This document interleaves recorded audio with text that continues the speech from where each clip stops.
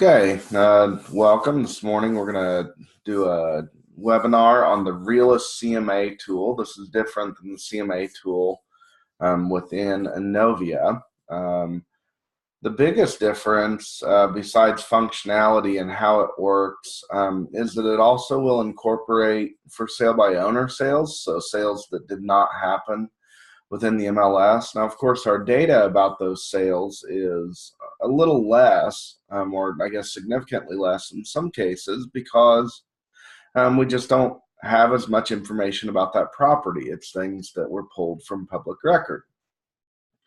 But at any rate, it provides you with a different type of CMA and a different looking report, a very nice looking report that you can choose to share with your clients.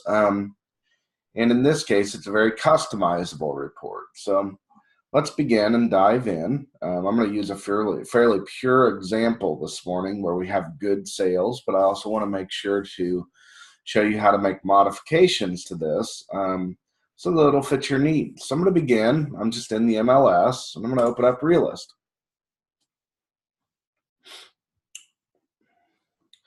Once Realist loads, the first thing that we're going to do is we're going to select or find our subject property. And I'm going to use one in a fairly homogeneous subdivision here in Charleston. So the one I chose for today is 7 Woodfield in Charleston. I'll search it. Hopefully it'll pop up here. Oh, maybe I need to be a little bit more specific. There we go. So this is in what's called the Field subdivision in Charleston. And already, because this will be another conversation for Realist, but already I can see that I've got a number of sales. That's these anything red around it. Those are sales that have occurred in the past 12 months. Now, while we won't cover this today, just to kind of let you know what's going on here, these red balloons, if you will, those are MLS sales. But if you see this little red square flag, those are, if it only has that red square flag on it, that is a sale that did not occur on the MLS. So that's a for sale by owner sale. Or it could also be, in some cases, not highly likely in Charleston, but it could be something that occurred on another MLS. So, maybe this was out of Champaign County or maybe out of an Indiana MLS or something like that too. But the red dots represent sales on our MLS, and the red signs or more square flags are things that are for sale by owner. Some of the other statuses that I have turned on here: orange is pending, green is active, and purple over here are things that have expired in the previous 12 months. But as I said, for today, this is the subject property that we are looking at right here, 7 Woodfield. And here's our owners and that information. And we're going to do a quick CMA through Realist on that property. So I'm going to select or open that property, and it brings me the property information screen. And it shows me that the last sale on that was in 2014 at 135.5. So about 3 years ago. We'll see how close we come to that. We're not getting an MLS. We're not getting a front view here because this property hasn't been on the MLS anytime recently. We're just getting an overhead view from Bing Maps, just like an overhead street view. But what I'm going to do is I'm going to come up here and I'm going to click the comparables button. And then really, really important, as the comparables load, I need to modify my search criteria each time to match what kind of comparables I'm looking for. Otherwise, I won't get great results. So in order to do that, you'll see that just by default, okay, it came down here and it gave me these $300,000 comps, which is just entirely not correct. But the reason is because evidently whatever I was doing a comparable search on before, I had specified some criteria that is returning these results. So I need to change my criteria. So I'm going to come down here in the bottom right of the screen, and I'm going to hit modify and search. I'm modifying my search criteria for comparable sales. So it says, what's the most number of comparables you want? And it says, and the max is 50. And right now I've got that changed from 20, and I'll just leave it there. How do you want it to sort it? Is distance most important, sale price, living or building area, or the recording date being the most recent sales? Well, I'll leave it at distance for this. You want property images, and then 3 value projections that you can choose to include or not include, and I'll include them all today. But the value projected by the assessment, so it takes our local assessed value and multiplies it by 3. Do you want that included?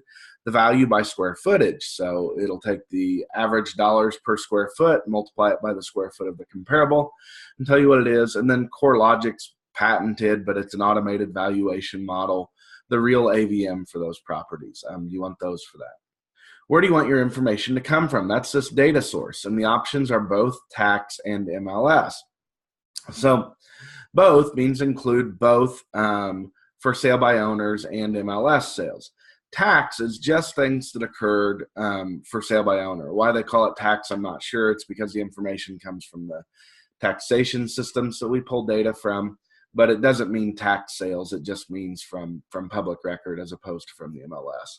And we'll use that on both. If you don't want your end user, if you're going to hand this out, you can choose to hide data source from them. For us, this is a really weird question about the pool. No preference with pool or without pool. What you have to remember is these are national or even in some cases global systems that we use. And in lots of market areas of the country, that pool might be a very distinguishing feature. For us, it's not, so I just always leave it as no preference. And this one, very important, especially if you're working with a rural property. So it says distance from subject. What's your max distance? Well, in this one, I'm in a pretty confined subdivision, so I'm going to say within 1 mile, right? The max you can go out is 10, which I know is still limiting for some rural areas, but it's the best data that we have right now. Our sale price range. Well, I have an idea, and this is why we were getting all those high-priced homes as comparables to begin with. But it says from 200 to 375. Well, let's just say I know, there's no way that this home could be worth less than $100,000. And there's no way that it could be worth much more in our current market than maybe 175. So that's what I'm going to limit it to. At this point, you have to realize you can fill out as much or as little of this as you want. However, the more constrictive you make this will obviously limit out your results. Now, also, you have to be aware for the county that you're in, and you can do this just by looking at some public record sales that weren't through the MLS, of the items that they code. So, for instance, most counties are going to code a year built. So I don't want anything built prior to 1990. So I'm going to say from 1990, maybe I don't want anything built after 2015. So I can do that and code it. But if the county that you're in doesn't code year built, okay, then any for sale by owner sales would not show up in our CMA because it doesn't have that year built field. Same thing on bedrooms, bathrooms, and stories. If your public record information doesn't include that information, or that information is inaccurate, then you will eliminate any public record sales by including any of those codings in here. So I'm just going to leave them blank for today. You'll see I leave a lot of this stuff blank too, like site influence, right? Because again, our county doesn't code this and our MLS doesn't even code a lot of this. So we'll just leave it as no preference. And you'll find out real quick whether or not that's a good idea. And what I mean by that is if you do a search, you'll get no results. Now your search time period, it says max 12 months. That's a lie. You can put in any search period you want down here. Like you'll see my previous search I did from 1/1 of 16 to 5/30 of 18. Now for this one, I will just go a year. So I'll just choose 12 months back. If you don't want 12 months back, you want something shorter, you can choose it there as well. These maximum differences. Again, if you don't want any parameters on that, you can set that to 0. But this is on living or building area. So maybe I don't want things that are more than 20% difference from my subject's reported living and building area. What about lot size? Again, I'm saying I don't care, but if you want to do a difference in lot size, you can specify it here. And now we get down to the style. On the style, I would always suggest, I don't know any of our counties, maybe with the exception of Macon, but even their codings are quite different. I don't know any of our counties that code style very well, so I just suggest leaving those blank. and then you deciding what comps might be beneficial to use or appropriate whenever we get the results. And same thing on land use. I don't specify it. I just leave it same as subject, because that means if our land use is single family residential, it's only going to pay, or it's only going to pick homes that are single family residential as well. So that gets us through our selection. We're going to hit save and submit. And hopefully, if I chose good search parameters, you will see that I get much more closely related comparable sales. So here it's coming up for us. And you'll see it pulled. I told it a maximum 20, and it pulled 9. Okay. Now, if I look up here on the map, I'll see that, okay, for the field subdivision, some of these might not be interesting to me. Like here, number 8, 303 Tyler. Well, it might be a good comp, but if I want to narrow it to the field subdivision, then I may want to take that off. Also, just some points on our results screen here. So it gives me some summary statistics up here. It says I had a high of 169, a low of 118, and a median of 130 or 133. Here's our building square foot. Here's our price per square foot averages, our assessment averages, and our assessed value ratios. But notice this is dynamic. This changes. So I'm going to take 303 Tyler out of there, right? And let's see if I want to pull anything else. So like now 8, this is up in Eastgate. Maybe I'll pull it out. Or maybe it is a good comp. Here's one off of Victoria. I'm going to pull it out. And this one here down on Woodlawn, I'll pull it out. Okay, now you'll see in my map adjusted too. Now I have 5 comps that are all in the field subdivision, and I'm really happy with that. And you'll see I've narrowed my range a little bit from 133 all the way up to 169. You know, if you wanted to further limit, like maybe 7 Fairfield isn't a good comp. Maybe I want to pull it out. I don't know. Maybe I want to leave it in. That's entirely up to you. We see some information about it here. Like for instance, this one, it says it's a 4-bedroom. If I scroll over a little bit here, it's a 4-bedroom, 2-bath, right? Maybe I don't want that one in my projection because I have a 3-bedroom, 2-bath home. So if that's the case, we're just going to go ahead and pull it out, right? And then again, all of my summary statistics will update here. So here I'm down to 4. I'll leave that one back in for 5 just so we can get a better representation. But we get how these we can select which ones we want included in our CMA report and which ones we don't.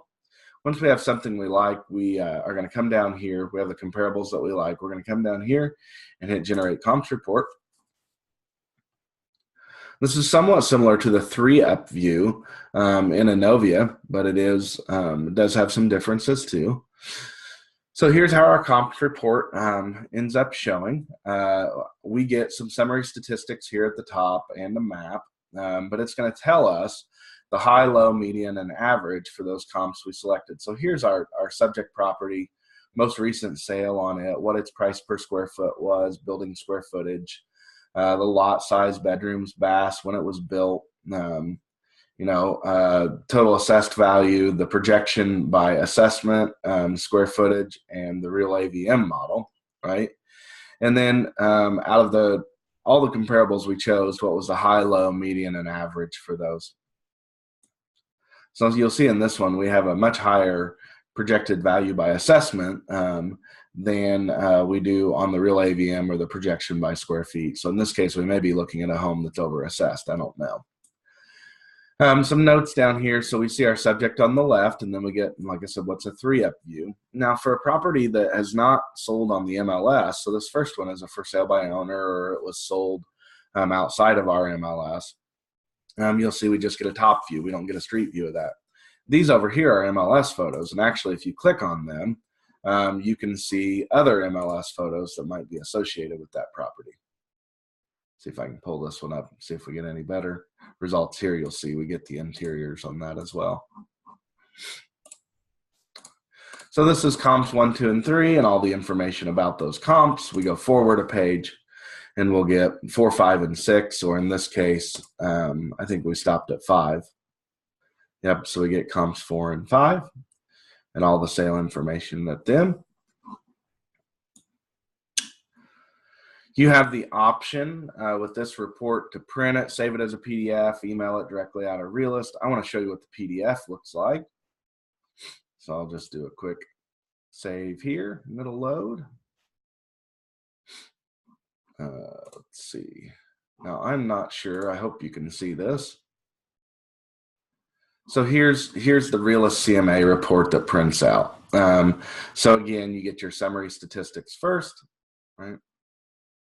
You get comparables 1, 2, and 3 on the first sheet, 4, 5, and if it has 6 on the second sheet,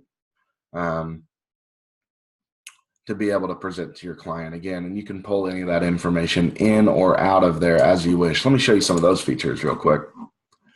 So here, if we go save and we hit customize instead of quick, this is where you can choose what that report is going to include. So, you know, the property details, your comparables, any market trends, if they're available in neighborhoods in the profile, right? Again, back here, your search preferences, if you're going to print it here, same job on customization as what you're going to choose from print. And of course, the same thing on your email options. So that is the Realist CMA, kind of in 15 minutes. Show you some real quick other things that we can do just on the subject property. Now, some of them will show up, some of them won't, but you've also got your market trends report here, which probably is not going to load for this confined of an area. Yep. But this neighbors, this is what's called the nosy neighbor report, or what I call. It takes the 30 closest neighbors, okay, and gives you that same comparables report about everything on that street. That helps a buyer or seller kind of let them know what they're stacked up against. So you'll see, obviously, the first closest neighbor on 8 Woodfield, all the information about that home. If it's sold, you get the sale information, right? What their assessment is, what their total assessment is in comparison to the subject, right? Sale price, price per square foot, all of those things for those, for the 30 closest properties. So that's always kind of interesting. The other report that we can get is called a neighborhood profile.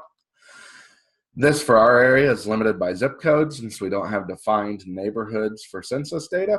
But it is kind of an interesting report if you have somebody that's coming from out of the area. So it shows us population statistics, you know, medium age, household statistics, you know, this is age by zip code, gender, marital status, housing information, occupancy information, fair market rent information, some quality of life index, workforce breakdown, blue collar versus white collar, household income breakdown, commute method. No surprise here that 81% of people, it says, in Charleston drive. A very, very small percentage here using public transportation. People from work from home or the self, you know, different there. Weather statistics, education index down here. And you can include lots of other things in here. I have a number of items turned off. Here's always an interesting one. It shows school information and their distance from the subject property. And if you click on those links, it should take you to the homepage for those particular schools. In that case, that one didn't work. Let's see if we get any better luck with Jefferson. Yep, there it pulls Jefferson. So Mark Twain's link wasn't working. Same thing with the high schools and middle schools. But a nice report. And if you send this as a PDF, those school links do stay live in the PDF. It even gives you things like a student-teacher ratio. Some of the things that I have turned off are the local business information. And let me see here. If I hit search, so if I modify my search criteria, now this is in the neighborhood profile, you will see down here that I am limiting my my business information to 2 miles out and 10 per category. And these are the categories that I've chosen to show. And someplace here, we'll let it refresh. But it'll give us a list of banks and grocery stores and gas stations and things like that that are also more near our subject property. So let's see here, they come down. And we choose to, you can choose to include those in the printout or save them out to the PDF. So that's the Realist CMA tool and a little bit about the neighborhood profiles. And in about 15 minutes, I encourage you to play with it. Email me with any questions. Stop this recording.